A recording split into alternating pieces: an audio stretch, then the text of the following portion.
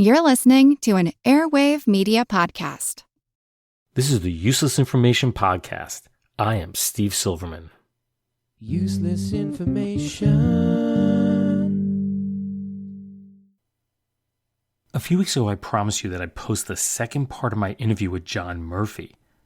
You may recall his father was on the fictitious Salem Trade School football team that I presented back in episode number 90. But before I play that segment, I just want to make a quick announcement that I've officially signed a contract with Mango Publishing to write a third book. And just like my previous two volumes, that's Einstein's Refrigerator and Lindbergh's Artificial Heart, the new book will be a collection of unusual and long-forgotten stories from the past. While I do plan to include some of my favorite stories from the podcast, the bulk of the book will be brand new stories that I am certain you will find equally fascinating. The manuscript is due at the publisher next February, so I have a lot of work to do between now and then. Now, if you'd like me to periodically update you as the publication date draws closer, I've set up a mailing list in Google Forms where you can enter your contact information. Now, I only need the first 4 questions to be answered. That's your first name, your last name, your email address, and then there's a question about whether or not I can share that information with my publisher. If you don't want me to, that's fine. The link to sign up for the new book is on my website, which is uselessinformation.org. That's uselessinformation.org. All you need to do is go there, and there's a mock-up of the book cover that I made the other day on the left. Simply click on the book, and it should take you right to the Google form. So let's get to the remainder of the interview that I did with John Murphy. When John was working for New England Telephone, which later became part of Verizon, he was working with Dean Kamen to establish the FIRST Robotics competition. You may never have heard of FIRST, but it has grown into a gigantic worldwide program that is found in public and private schools all around the globe. In fact, it's probably happening in your local school right now. Well, John was there at the very beginning, so let's take a listen. So John, you were also involved in something else. And as a teacher, as a science teacher, it's something that is very, very important to the world of education. And that is you were involved in the start of FIRST, which is a robotics competition. Why don't you tell how you first got involved with that? Yes, FIRST is an idea and a concept that was dreamt up by a fellow by the name of Dean Kamen up in Manchester, New Hampshire. Well, before you go any further, let's just mention what he did. I mean, his most famous invention is a Segway. But he's considered one of the true inventive geniuses of the past few decades. And not just a Segway, but a drug infusion pump, portable dialysis machine. I love his all-terrain wheelchair, the iBot, where you can just go upstairs and raise up to meet people. He's a really genius type of guy. So why don't you continue? I didn't mean to interrupt you there. Yes, Dean basically is naturally a very hard-working genius. And he's helped millions and millions and millions of people inventing basically medical devices or equipment that helps people with certain diseases. I've lost track of him. Such a busy person, you can't just call him up once in a while. He basically has invented many, many, many medical instruments and equipment, and that has really had a huge impact. That I don't know how many medical patents he has. He had many, many at the time when I was with him. And basically what he needed, he was a busy person, but what he needed was someone to be basically a project director with FIRST. And FIRST basically stands for the foundation for the inspiration and recognition of science and technology. That's basically what the acronym means. And Dean just needed someone to help organize it while he was doing other things.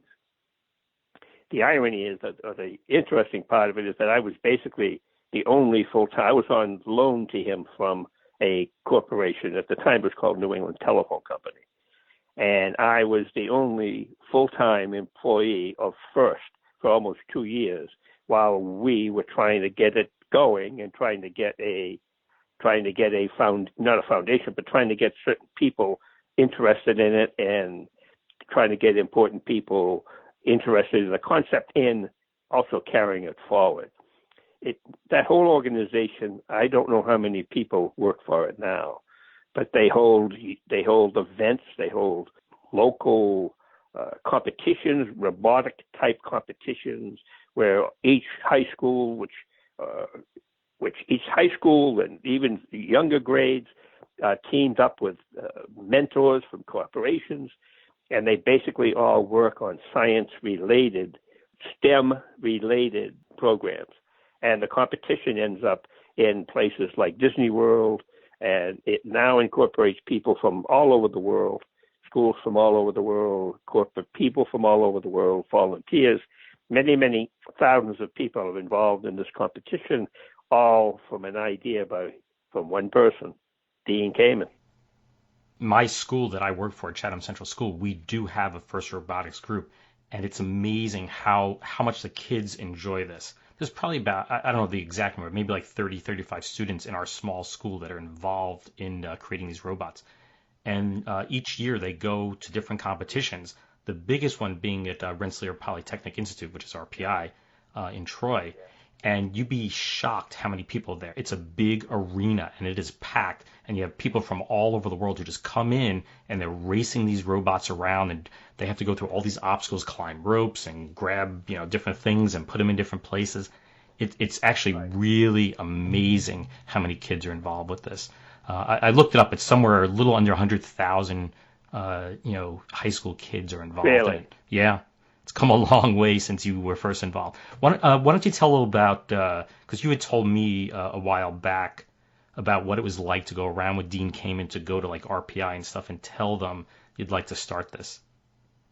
Yeah, one story I do remember was when he and I went to RPI, and it was early in the game. Again, we were still trying to convince people that this was something that would strengthen the STEM stature, if you will, of the United States, and it would increase interest in science itself. And I do remember going to Rensselaer up in New York with Dean. He and I went there, met with pretty sure the president at the school then was a person by the name of Harold Schmidt, who also had connections with the National Science Foundation. And I remember that meeting, and Dean sometimes early in meetings would be quiet. And as time went on, as the meeting progressed, you could see he was slowly starting to get out of his chair a little bit, and all of a sudden this force of nature would just take place. And it would be Dean basically convincing everyone that there was no way that they could not be interested in this concept, and there was no way that this shouldn't be done. And his pure energy just took over the room when he went into when he started to voice his opinions and his ideas and his wonderful concepts. He believed mostly. One of the things that kept coming out was that he knew that sports was a wonderful thing, and he was interested in sports himself. But he said, why shouldn't we be cheering people who do successful things academically, scientifically, instead of people just throwing a football or hitting a baseball? He said, you could, if it's a question of money, you can make more money in science anyway. And he also said that our heroes should be not just football players, basketball players, and baseball players. Our heroes should also be science types, science achievers, and people. He basically described completely the arena and the robotics taking place in the arena that many, many years later, I attended a Boston University Harry Aganis Arena robotic competition with FIRST. I didn't tell anyone that I had been associated with that before. And I went in and just sat in the audience, and there was that scene that Dean used to talk about. There were costumed cheerleaders. There were people all cheering their own team. There were an incredible crowd there. The excitement was incredible. And the final match had to do with two robotic devices battling each other. I forget exactly what they were supposed to do. They were in a ring. It was the most incredible thing I had seen in a long time, mainly because I heard it described a lot. But I left the project well before they started to take place. So to this day, I just see him as the most interesting person I've ever met. Wow.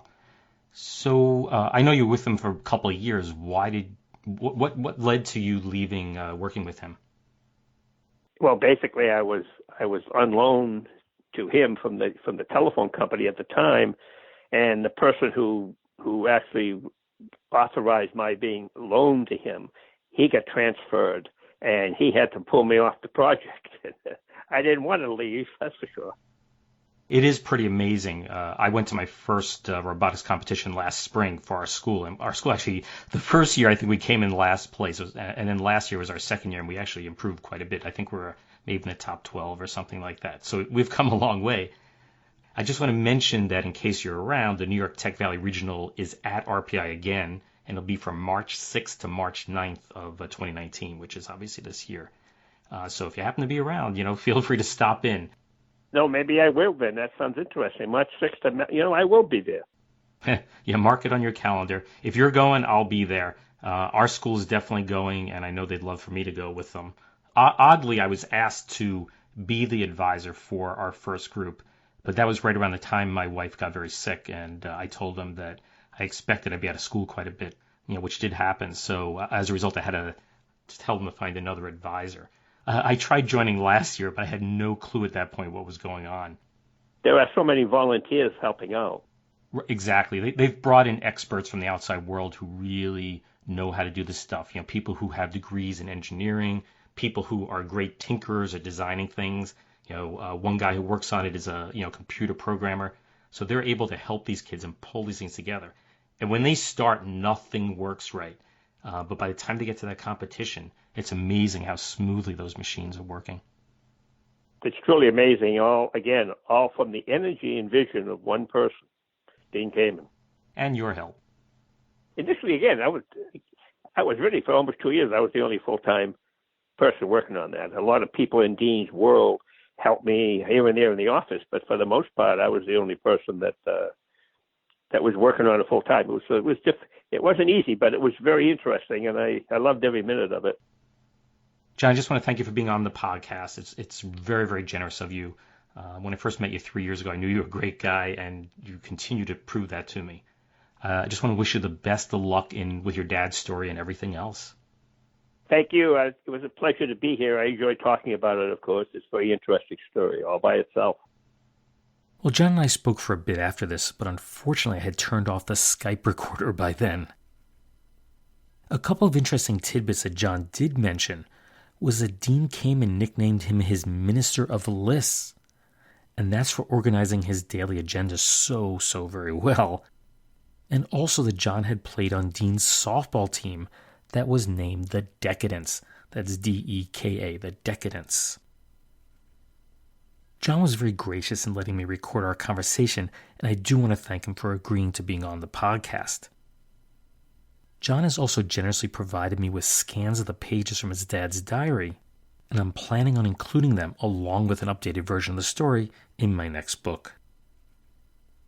As I mentioned at the beginning, if you'd like to sign up for my mailing list for the new book, just go to the website uselessinformation.org and click on the picture of the book on the left.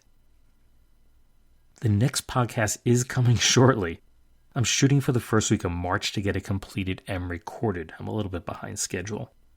So thanks for your patience while I work on that story, and as always for your continued support. Bye.